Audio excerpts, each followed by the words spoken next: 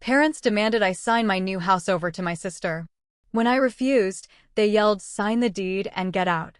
They blocked the door, but suddenly the police arrived and... My name is Nadia, and I am 31 years old. In my world, everything can be reduced to a spreadsheet. As a senior financial analyst, my brain is hardwired to look at life through the lens of risk and return. I spend my days staring at flickering numbers on 3 different monitors, identifying which assets are yielding dividends and which ones are just dead weight, hemorrhaging capital into a black hole. I love numbers. Numbers are clean. They're honest. A balance sheet doesn't have a hidden agenda, and a profit and loss statement won't try to gaslight you at Thanksgiving dinner. Unfortunately, human emotions don't follow the rules of mathematics. If they did, I would have liquidated my relationship with my family a long time ago. In the domestic economy of my parents, Victor and Brenda, I was always the undervalued stock, the reliable but boring utility company that keeps the lights on but never gets a headline. My younger sister, Fiona, who is now 29, was the volatile, high-stakes tech startup. She was constantly crashing, constantly needing a bailout, and yet my parents poured every cent of their emotional and financial capital into her, hoping for a moonshot that was never going to happen. I realized I was an afterthought when I was 13. Fiona was 11. I had spent 4 grueling months preparing for the regional spelling bee. I wasn't just casually reading, I was obsessive. I would stay up until 2 in the morning with a flashlight under my covers, memorizing the etymology of obscure Latin and Greek roots. I wanted to win, not because I loved spelling, but because I believed that excellence was the only currency that could buy my parents' attention. I thought if I was undeniable, they would finally look at me with the same radiance they used for Fiona. The winning word was equilibrium. I remember standing on that stage, the bright lights making me squint, and feeling the weight of each letter as I spoke them into the microphone. Equilibrium, equilibrium. The irony is not lost on me now. My victory was supposed to bring balance to our home, to prove that my brain was just as valuable as Fiona's charm. I took the bus home that afternoon clutching my gold-embossed certificate like it was a holy relic. My heart was pounding, my palms were sweaty, and I was rehearsing the speech I would give when I showed them. I burst through the back gate. Our backyard was a mess of smoke and laughter. My parents were hosting one of their legendary neighborhood barbecues. I ran straight to my mother, Brenda, who was holding a glass of iced tea and laughing at a joke one of the neighbors had made. "Mom, Dad, look," I shouted, breathless. "I won. I am the regional champion." Brenda glanced at the certificate for exactly 2 seconds. She didn't even put down her tea. "Oh, that is nice, Nadia. Good for you," she said, her voice as flat as a stale soda. Then, her face suddenly transformed. It lit up like a Christmas tree. "Victor, look at Fiona. Look at our little gymnast." I turned around. Fiona was in the middle of the lawn, doing the most uncoordinated, clumsy cartwheels I had ever seen. She was giggling, her dress was already stained with grass, and she was knocking over a tray of condiments. My father, Victor, was clapping frantically, cheering like she had just won an Olympic gold medal. "That is my girl. Look at that form. You are a natural, Fiona," Victor roared. I stood there, the gold-embossed paper trembling in my hand. No one asked me what the winning word was. No one asked how many rounds it took. No one cared about the 4 months of invisible labor I had put in. They were completely captivated by a child rolling around in the dirt. I realized then that the market for my achievements was permanently depressed in that house. I quietly went upstairs, folded the certificate into a tiny square, and tucked it into the back of a drawer. I didn't cry. Instead, I opened my math textbook and started working on the next chapter. If love wasn't going to be my return on investment, I would settle for cold, hard competence. By the time I reached high school, the neglect had become structural. I was 17, a senior, and Fiona was 15. I had become a ghost in the house, a ghost that got straight A's and never missed a curfew. I treated my academic life like a high-stakes merger. I decided that if I couldn't be the star, I would be the powerhouse. I entered the state math championship, a competition that involved complex calculus, probability theory, and logic puzzles that would make most adults' heads spin. I studied until my vision blurred and my fingers were stained with ink. I wanted to achieve something so massive, so undeniably objective, that my parents would be forced to acknowledge my existence. When I won the state title, they gave me a massive, heavy glass trophy. It was an obelisk of clear crystal that caught the light and shattered it into rainbows. It was beautiful. It was proof. I carried that 10-pound trophy on the bus for 2 hours, protecting it with my life. When I walked into the living room, I expected something. A hug, a dinner out, maybe just a "we are proud of you." Instead, the living room looked like a pink silk bomb had gone off. There was tulle, sequins, and hot glue guns everywhere. Fiona had a dance recital the next evening. Brenda was on her knees on the carpet, her mouth full of safety pins, frantically trying to hem a costume that Fiona was currently complaining about. "Mom, I won the state championship," I said, placing the heavy crystal trophy on the coffee table. Brenda didn't even look up from the pink fabric. "Nadia, be careful. You are going to knock over the glitter jar." "Fiona, honey, stop squirming or I am going to prick you."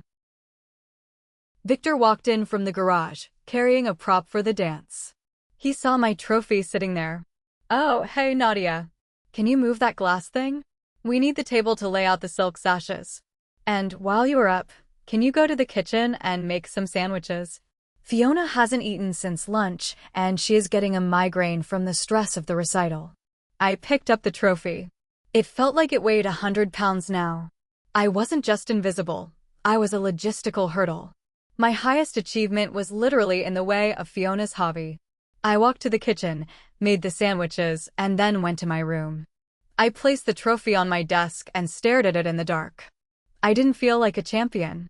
I felt like a failure who had wasted months trying to buy a currency that didn't exist in this house. I stopped talking to them about my life after that. I stopped sharing my wins. I started saving every penny from my job at the local library, hiding the cash in an old textbook. I was building my exit strategy. I knew that the moment I turned 18, I was going to liquidate my position in this family and reinvest myself somewhere else. I spent my senior year filling out scholarship applications in secret. I didn't want their help, and I knew I wouldn't get their praise. I just wanted out. I was a senior analyst in training, and I had already determined that Victor and Brenda were a bankrupt venture. The college acceptance letters were the final audit of our family's inequality. I received a full-ride academic scholarship to a top-tier university to study financial analysis. It was a comprehensive package: tuition, room, board, and a small stipend for books. It was worth well over $200,000. When I showed the letter to Victor and Brenda, hoping for a moment of shared relief that they wouldn't have to worry about my future, the reaction was predictably cold. Victor didn't even put down his newspaper. "A scholarship? Well, I guess that is one less bill for us. But don't think this means we are buying you a car to get to campus. We have to keep the savings liquid for Fiona's tuition. She is going to need a lot more support than you." Fiona, whose grade point average was a shaky 2.5, ended up at a local community college. She lasted exactly 2 semesters before she dropped out because the environment was too competitive and the professors didn't understand her creative soul. But during those 2 semesters, my parents bought her a brand new SUV so she wouldn't have to deal with the stress of public transportation. They paid her rent, her groceries, and even gave her a weekly allowance for social networking. I was the one bringing in $250,000 of value to the family by being self-sufficient, yet I was treated like an inconvenience. Fiona was a constant drain on their dwindling retirement fund, yet they treated her like a precious investment that just needed a little more time to mature. It was a total failure of financial logic. I moved out the day after graduation and never looked back. I worked 3 jobs while maintaining a 4.0 grade point average. I found my real family in the library and the computer labs, people who valued merit, people who understood that you get out what you put in. For the first time in my life, I wasn't the quiet sister. I was the one who could spot a market trend from a mile away. I was the one people came to when they needed a problem solved. I was finally worth something. During my junior year, I went home for a rare, mandatory family dinner. Fiona had just started dating Derek. Derek was 30, still lived with his mother, and claimed he was an independent entrepreneur. In reality, he spent his days playing video games and talking about disrupting the market while having $0 in his bank account. At the dinner table, Victor raised a glass. To Fiona and Derek. Derek was telling me all about his new app idea. It is brilliant. It is so refreshing to see Fiona with a man who has such a clear vision. They're going to do great things. I sat there, sipping my water, looking at Derek's greasy hair and the way he talked down to the waitress. I had just finished an internship at a major hedge fund where I was managing $5 million in assets. But in that room, Derek's vision was worth more than my actual, tangible success. I realized that the golden child syndrome extended to whoever Fiona chose to bring into the fold. The family was a closed loop of delusion, and I was the only one with a calculator. 2 years later, the delusion reached its peak. Fiona and Derek decided to get married. They had no savings, no jobs, and no plan, but Fiona wanted a wedding that would make a statement. She wanted a historic mansion, a custom designer gown, and a catered 5-course meal for 200 guests. It was a financial suicide mission. Victor and Brenda, who were now approaching 60 with almost no retirement savings, didn't even blink. They took out a $50,000 second mortgage on their house to fund Fiona's special day. They were literally gambling their old age on a party for a daughter who couldn't even manage a checkbook. I was drafted as a bridesmaid. I had to pay for my own flight, my own hotel, and a $400 dress that Fiona had specifically chosen to be as unflattering as possible, a shade of vomit yellow that made my skin look green. The wedding was a gaudy, expensive circus. At the reception, my father stood up to give the father of the bride toast. He spoke for 20 minutes about how Fiona was the light of his life and how Derek was the son he always dreamed of having. He talked about their bravery for following their hearts. He didn't mention me once. I was sitting at the end of the long table, the daughter who had just received her first 6-figure bonus, the daughter who was actually contributing to the world, and I was a non-entity. The climax of the evening was when Victor handed Derek an envelope containing $10,000 as a starting-out gift. I knew that money came from my father's emergency savings, the money he was supposed to use if the roof leaked or if he got sick. It was a transfer of wealth from the hardworking to the entitled, and it was nauseating to watch. I left the wedding before the cake was even cut. I didn't say goodbye. As I sat in my rental car in the parking lot, I felt a strange sense of relief. I realized that I didn't hate them anymore. I just pitied them. They were a failing company pouring their last remaining assets into a product that was already obsolete. I decided right then that I would never, ever let them touch my finances. I had worked too hard to build my own fortress to let their poor management tear it down. If you are enjoying this story, please hit that like button, subscribe to the channel, and leave a comment with the name of the city you are living in. Every single comment helps the video reach more audiences. Thank you so much. Now, let's get back to the story where things go from bad to absolutely insane.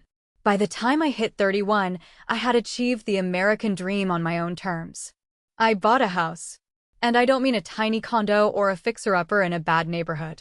I bought a beautiful, 3-bedroom Craftsman in an upscale part of the city. It had high ceilings, a chef's kitchen, and a backyard that felt like a private park. I had saved for 10 years to make this happen. I had skipped vacations, I had driven an old sedan until the engine nearly fell out, and I had invested every spare dollar into the market. The house was my trophy. It was the physical manifestation of my independence. For the first 6 months, I didn't tell my family. I knew exactly how they would react, and I wanted to enjoy my sanctuary in peace. But eventually, a distant cousin saw my post on social media and the news spread like a wildfire through the family group chat. Within 24 hours, Brenda was calling me, her voice dripping with a fake, sugary affection that made my skin crawl. "Nadia, honey, why didn't you tell us? A house. We are so proud of you. We have to come over and see it this Sunday. We will bring the kids. I should have said no. I should have made an excuse. But that tiny, wounded 13-year-old inside me still wanted her mother to see her win. I agreed to host a housewarming lunch. It was a disaster from the moment the minivan pulled into my driveway. Fiona's toddlers, who were now 4 and 2, ran into my house with chocolate-stained fingers, immediately wiping them on my cream-colored linen curtains. Derek walked straight to my bar, grabbed a bottle of $300 scotch I had received as a promotion gift, and started pouring himself a double without even saying hello. But it was my parents' reaction that truly stung. They didn't walk through the rooms with pride.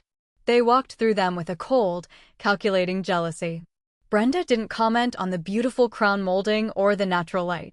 Instead, she stood in the middle of my master bedroom and crossed her arms. It is awfully big for just one person, isn't it, Nadia?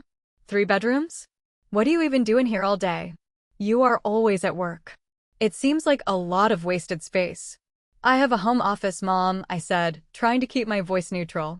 And the other room is a guest room for when friends visit. Victor scoffed from the hallway. A guest room? For who? You don't have time for friends.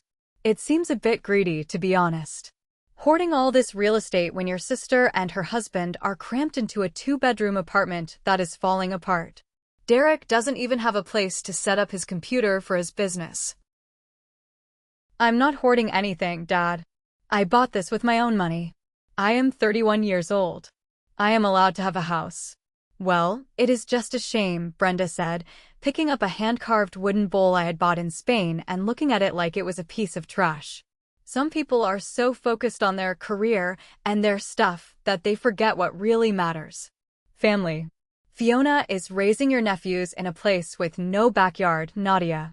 While you have all this grass just sitting here.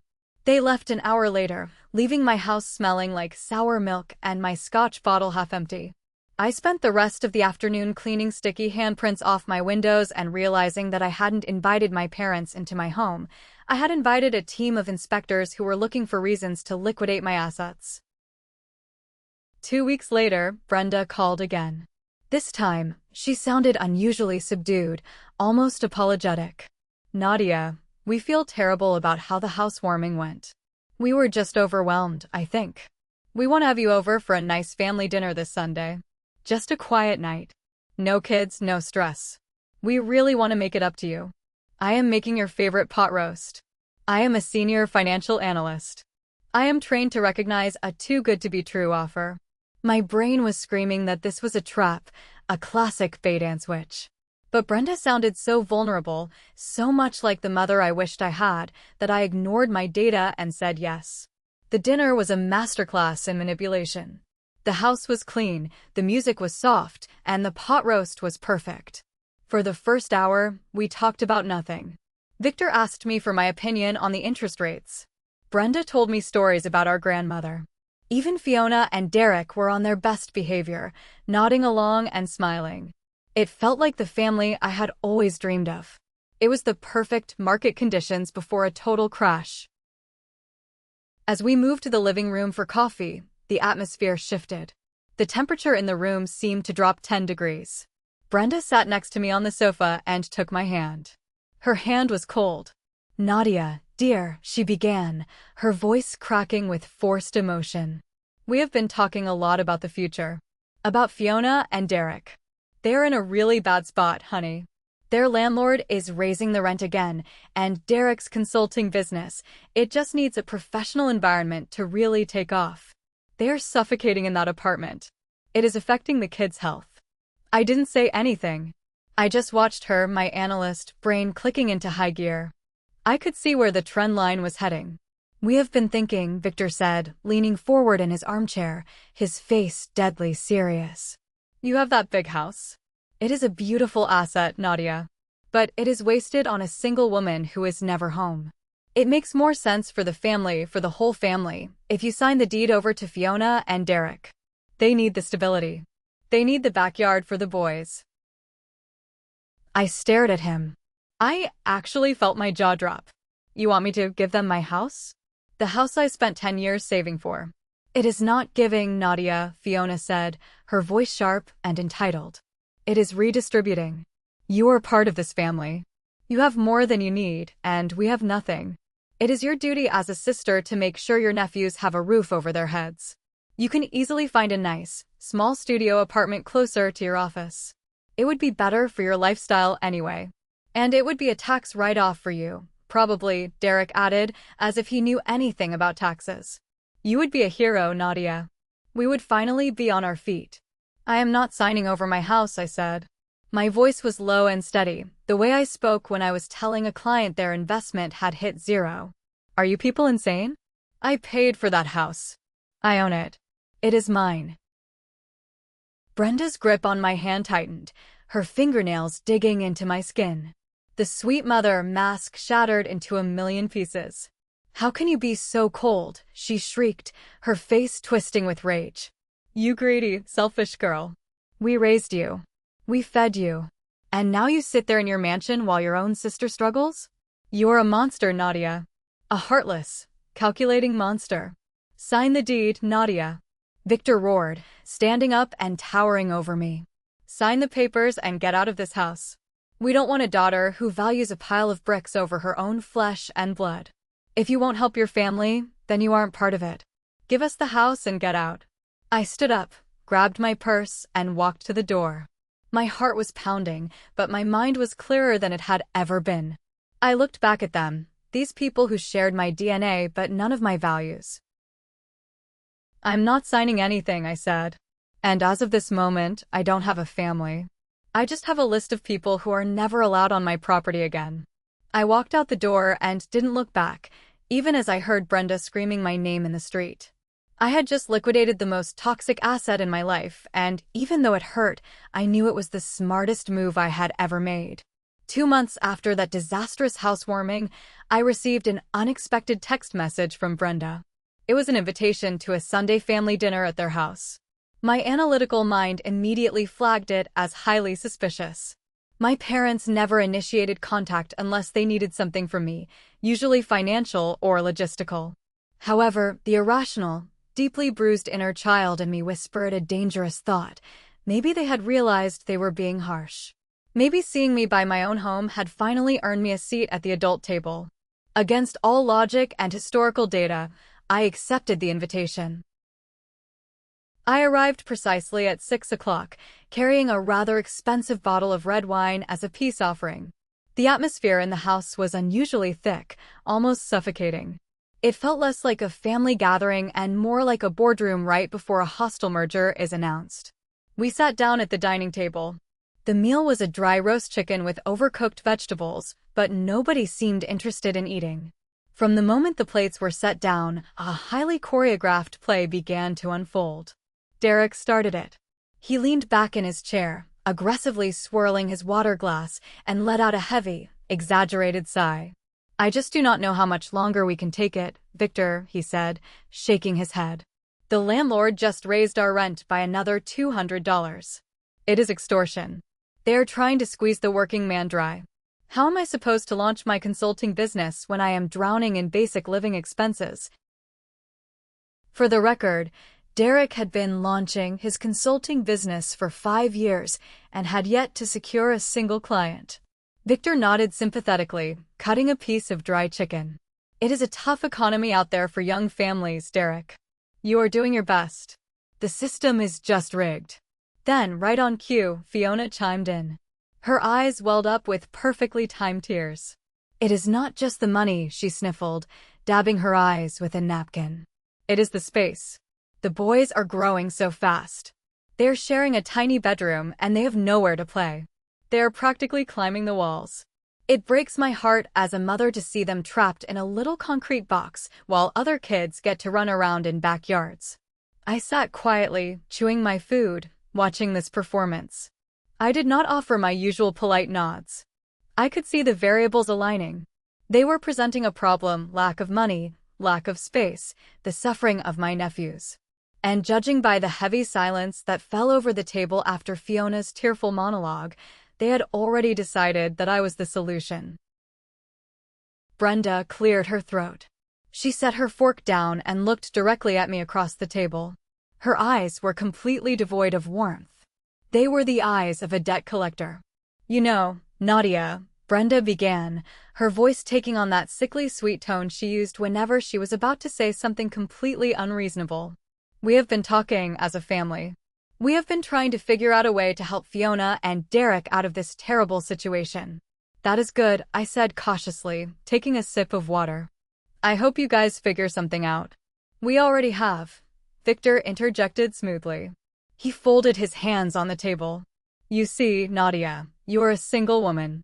You work constantly. You are barely even home. And when you are just rattling around in that massive 3-bedroom house all by yourself. The air in the room seemed to vanish. I froze, my glass hovering halfway to my mouth.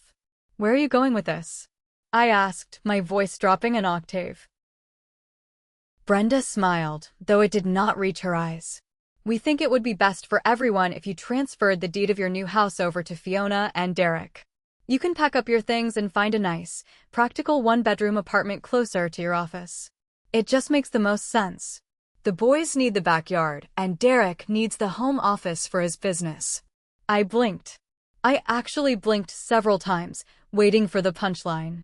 I waited for Derek to laugh, or for Victor to say it was a bizarre joke. But they were all staring at me with absolute, terrifying sincerity. Fiona even looked slightly smug, sitting up straighter in her chair. You want me, I said slowly, making sure I was articulating every single word perfectly, to sign over the house that I bought with my own money. To give it to Fiona and Derek. For free. Family helps family, Nadia, Brenda said sharply, dropping the sweet tone. You have more money than you know what to do with. You do not have a husband, you do not have children. You do not have the burdens that your sister carries. It is your moral obligation to help them. Why should you hoard all that space when your nephews are suffering? Are you completely out of your minds? I asked. The question slipped out before I could stop it. I was no longer speaking to my parents. I was looking at strangers. Derek slammed his hand on the table, making the silverware rattle. Do not disrespect your mother like that. We are asking for a little equity here. You got the easy road, sitting in an air-conditioned office typing on a keyboard, while we are out here struggling to raise the next generation. You owe us. The sheer audacity of Derek's statement acted like a match dropped in a powder keg. Everything I had swallowed for the past 31 years, every ignored achievement, every stolen moment, every financial drain, rose to the surface in a wave of cold, calculating fury. I owe you. I stood up from my chair. I did not scream. I did not cry. My voice was eerily calm, the exact tone I used when dismantling a failing financial portfolio in the boardroom. Let us look at the numbers, Derek. I work 60 to 80 hours a week. I saved 20% for a down payment over 6 years. You have not held a steady job since you dropped out of a 2-year college program. You are not struggling because of the economy. You are struggling because you are chronically lazy. Nadia. Victor bellowed, his face turning an angry, mottled red as he stood up to match me. You apologize to him right now. I will not apologize for stating empirical facts, I fired back, looking Victor dead in the eye. And since we are talking about equity, Dad, let us discuss the $50,000 you and Mom took out of your retirement fund to pay for Fiona's wedding. Let us talk about the hundreds of dinners I have paid for. Let us talk about the fact that my entire existence in this family has been treated like a limitless ATM to fund your golden child's failures. Fiona burst into loud, theatrical sobs. See? I told you, she cried to Brenda. She hates me. She hates my kids. She is just a bitter, lonely woman. Sign the deed, Nadia, Brenda demanded, pointing a trembling finger at me. She was furious that her manipulation tactics were failing. Sign the paper, pack up your things, and get out of that house. It is the right thing to do. No, I said simply. What did you say to me? Brenda hissed. I said no. The answer is absolutely, unequivocally no. You are never getting my house. You are never getting another dime of my money. This entire family is a toxic liability, and I am officially liquidating my shares. Get out. Victor roared, stepping toward me with his fists clenched. If you are going to be this selfish, if you are going to turn your back on your own flesh and blood, then get out of my house and do not ever come back. gladly, I replied. I turned around, grabbed my purse, and walked out the front door. As I walked down the driveway, I could hear them screaming inside the house, a chaotic symphony of entitlement and rage. I got into my car, locked the doors, and before I even put the key in the ignition, I pulled out my phone. I went to my contacts and permanently blocked Victor, Brenda, Fiona, and Derek. For the first time in my life, taking a breath felt like pulling clean air into my lungs. The cord was cut. In psychology, there is a term for the people a narcissist recruits to do their dirty work: flying monkeys. Within 24 hours of that disastrous dinner, my parents had deployed an entire squadron of them. They had clearly spun a narrative to the extended family that I was a wealthy, heartless monster who wanted to see my nephews live on the streets. My phone started blowing up with text messages from relatives I had not spoken to in years. Aunt Martha sent me a massive paragraph detailing how disappointed God was in me, calling me a selfish spinster hoarding wealth. Cousin Simon, who was currently on his third DUI, had the audacity to text me, "Hey Nadia, heard you are kicking family out on the street. You are going to die alone with your spreadsheets, you miserable witch." I did not reply to a single one. I simply blocked their numbers. Arguing with them would only provide the emotional reaction my parents were desperate to harvest. 3 weeks later, the situation escalated from annoying text messages to a legitimate physical threat. I was at home, lying on the couch in my pajamas, fighting off a severe fever and a chest cold. I had taken the day off from work. The house was completely quiet, save for the hum of the refrigerator. Suddenly, I heard a strange, metallic scratching sound coming from the front door. I muted the television and sat up. The scratching continued. It sounded exactly like metal scraping against metal inside the lock mechanism. My heart hammered against my ribs. I crept off the couch, walked silently across the hardwood floor, and put my eye against the peephole. I almost stopped breathing. Standing on my front porch were Victor, Brenda, Fiona, and Derek. Derek was actively bent over the doorknob, holding a tension wrench and a hairpin, clumsily trying to pick the lock. Behind them, parked in my driveway, was Victor's minivan.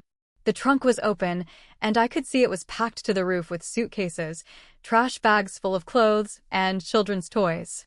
They thought I was at the office. They were actually trying to break into my house and move their belongings in while I was gone, exploiting squatters' rights to force me into a legal nightmare. I felt a surge of adrenaline cut right through my fever.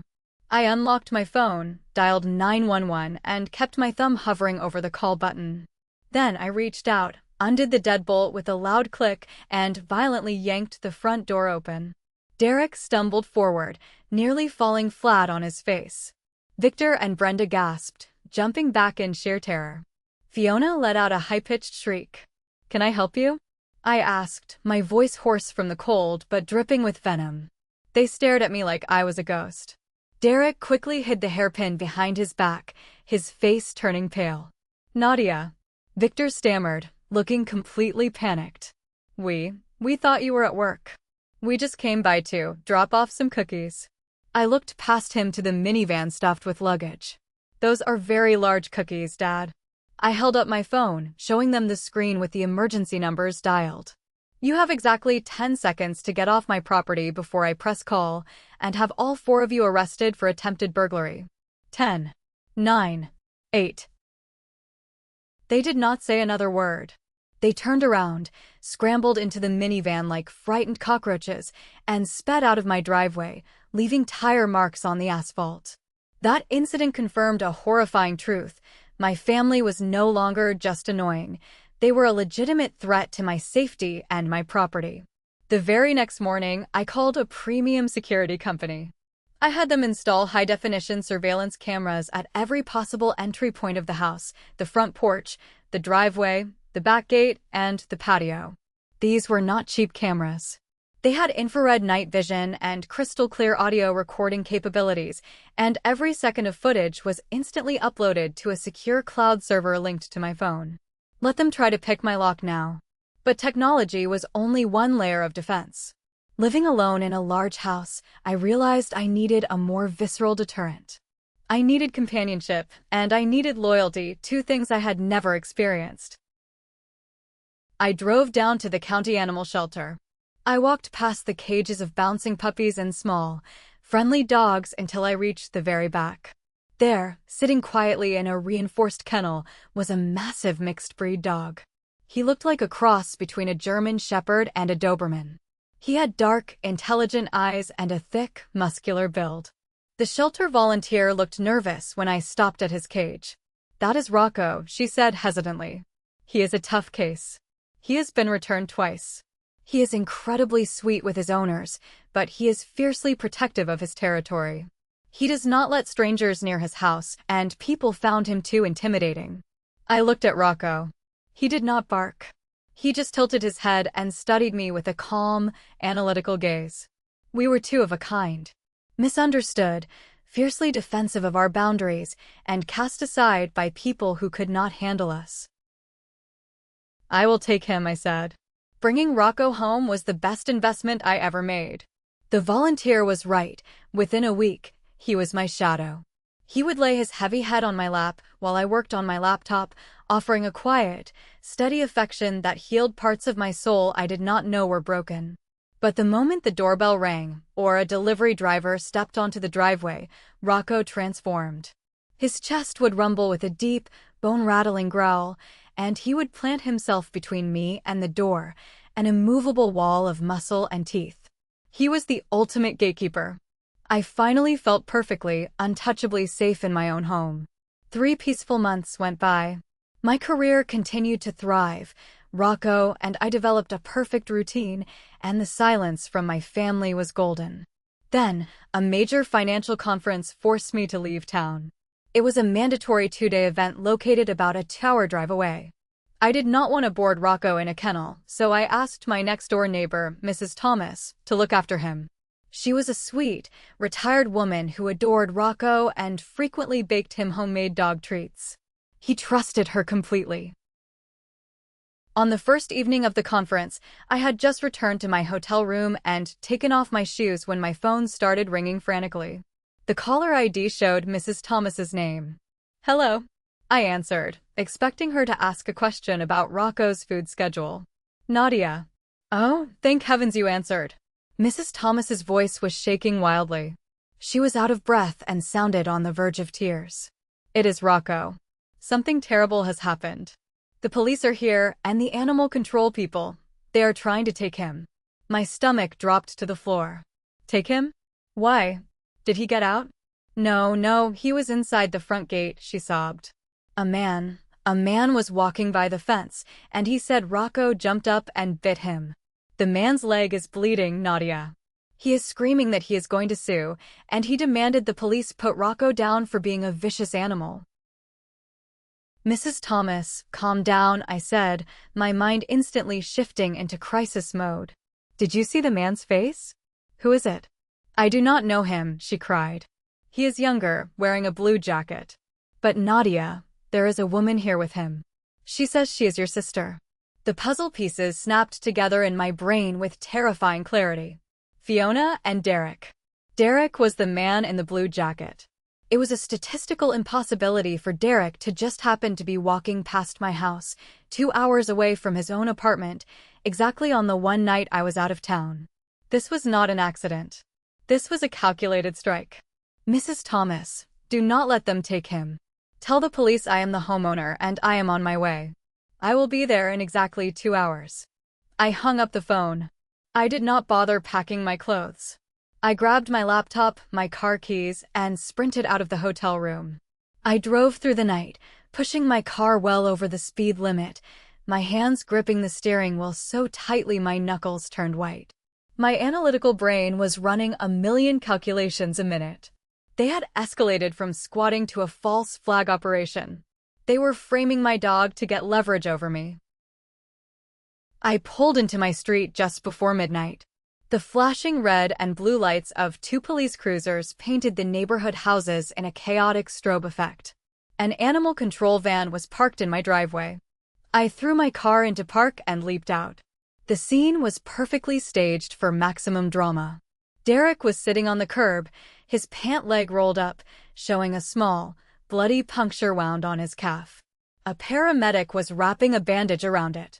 Fiona was standing over him, crying hysterically to a police officer, waving her arms.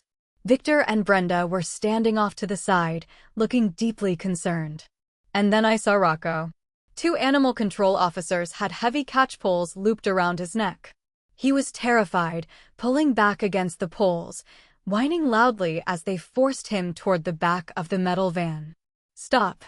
I yelled, running up the driveway. "That is my dog. Get those poles off him." The police officer turned toward me, holding up a hand. "Ma'am, stay back. We received a report of an unprovoked dog attack. The victim claims your dog reached over the fence and mauled his leg." "That man is my brother-in-law." I pointed at Derek, who suddenly looked very nervous. "This is not a random attack. They are targeting me." Before the officer could process that information, Brenda quickly stepped forward. She grabbed my arm, her grip surprisingly strong, and pulled me a few feet away from the police. She leaned in close, her breath hot against my ear. The mask was completely gone now. "Listen to me very carefully, Nadia," she whispered, her voice dripping with pure malice. "Derek is ready to press felony charges. He will sue you for everything you have, and the city will legally execute that monster of a dog tomorrow morning."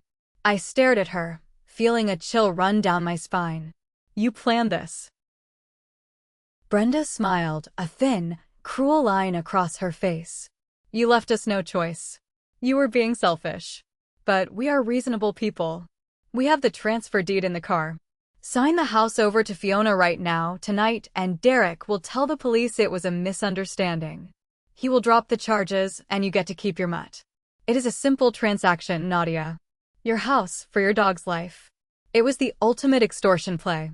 They knew they could not break me financially, and they knew they could not manipulate me emotionally anymore. So, they found the only living thing in the world I cared about, and they put a gun to its head. They expected me to crumble. They expected me to cry and beg and sign away my sanctuary. Instead, a cold, absolute calm washed over me. I looked at Brenda, then at Derek clutching his leg, and finally at Fiona, who was watching me with greedy, expectant eyes. They had forgotten one crucial detail about my life. "Okay," I said quietly, letting my shoulders slump as if in defeat. "Okay, Mom. You win." Brenda's eyes lit up with triumphant greed. "I knew you would finally see reason. Let us get the paperwork." "Not out here in the dark," I said, wiping a fake tear from my eye. "Come inside. Bring Derek and Fiona. Let us do this properly on the coffee table. I just need a minute to get my laptop to verify the digital transfer documents." "Fine," Brenda agreed smugly. She turned to Victor. "Go get the deed from the glove box." I walked over to the police officer. "Officer, my family and I have agreed to a civil settlement regarding the medical bills and the property. We are going inside to sign the paperwork right now. Could you and your partner please step into my living room for just 2 minutes to act as neutral witnesses? I want to make sure everything is completely legal." The officer looked tired and clearly wanted this domestic dispute to end. "All right, ma'am. 2 minutes. But the dog stays in the van until this is sorted." I unlocked the front door and led everyone inside. Victor, Brenda, Fiona, and Derek, limping dramatically, walked into my beautiful living room. Fiona immediately started looking around, a massive grin on her face, already acting like she owned the place. The 2 police officers stood quietly by the doorway. I walked over to my entertainment center. I did not pull out any transfer documents. Instead, I opened my laptop, connected it to the massive 65-inch television on the wall via an HDMI cable, and opened my secure cloud storage app. "What are you doing?" Derek asked, his fake limp suddenly disappearing as he took a nervous step forward. "Just sign the paper. I always verify the data before closing a deal, Derek," I said smoothly. I clicked on a file labeled Front Gate Security, 8:45 p.m., and hit play in full screen. The living room was suddenly bathed in the glow of the television. The security footage was shot in pristine, high-definition infrared video. The audio was crystal clear. On the screen, Fiona and Derek walked up to my front gate. Rocco was behind the fence, barking his warning bark, doing exactly what a guard dog should do. He was safely enclosed on my property. Then, Fiona's voice echoed through my living room speakers, loud and undeniable. "Just kick him through the bars, Derek. Make him bite you. As soon as there is blood, my mom says Nadia will have to give us the house to avoid a lawsuit. Just do it." On the screen, Derek looked around, stepped right up to the iron gate, stuck his leg through the bars, and violently kicked Rocco in the chest. Defending himself on his own territory, Rocco snapped his jaws, catching Derek's calf. Derek immediately pulled his leg back and started screaming, while Fiona pulled out her phone to call the police. I paused the video right on Derek's face. The silence in the living room was absolute. It was the kind of silence that happens right before a bomb detonates. I turned around slowly, crossing my arms. I looked at my parents, whose faces had drained of all color. I looked at Fiona, whose mouth was hanging open in silent horror. And then I looked at the two police officers standing by the door. "Officers," I said clearly, pointing at the frozen image on the screen. "I would like to press formal charges against Derek and Fiona for animal cruelty, trespassing, attempted extortion, and filing a false police report. And I believe you just witnessed the whole thing." The next 10 minutes were a blur of glorious, chaotic justice. The tired demeanor of the police officers vanished instantly. They stepped forward, pulling out their handcuffs. "Derek and Fiona," the lead officer said, his voice hard. "Turn around and place your hands behind your backs. You are under arrest." "No. Wait. It was a joke," Derek stammered, backing away until he hit the sofa. "It was just a misunderstanding." Fiona burst into real tears this time, screaming as the cold metal cuffs clicked around her wrists. "Mom, Dad, do something. I cannot go to jail, I have kids. Nadia, tell them to stop." Brenda ran forward, grabbing my arm, tears streaming down her face. "Nadia, please. We are your family. You cannot send your sister to prison. Think of your nephews." I looked at the woman who had spent my entire life making me feel invisible. I looked at the woman who had just threatened to murder my dog to steal my home. "I am thinking of my nephews," I said, peeling her fingers off my arm with utter disgust. "I am thinking they will be much safer without two felons raising them. Now get out of my house, Brenda, before I show the police the texts proving you orchestrated this." Victor and Brenda stumbled out the front door, sobbing hysterically as they watched their golden child and her useless husband get shoved into the back of a police cruiser. The animal control officers, having been informed of the video by the police, immediately released Rocco. He bounded up the driveway and nearly tackled me to the ground, covering my face in sloppy kisses. I buried my face in his fur, finally letting out a long, shaky breath. The war was over. The aftermath was thorough and brutal. I downloaded the security footage, attached a detailed explanation of their extortion plot, and emailed it to Aunt Martha, Cousin Simon, and every single relative in our extended family. The flying monkeys were silenced overnight. The public humiliation was absolute. My parents were completely ostracized by the rest of the family, forced to spend their retirement money paying for Fiona and Derek's massive legal fees. As for me, life only trended upward. My portfolio at work grew, and I was promoted to a director position. Rocco and I settled back into our peaceful routine. A few months later, while walking Rocco at the local dog park, his leash got tangled with a very excited golden retriever.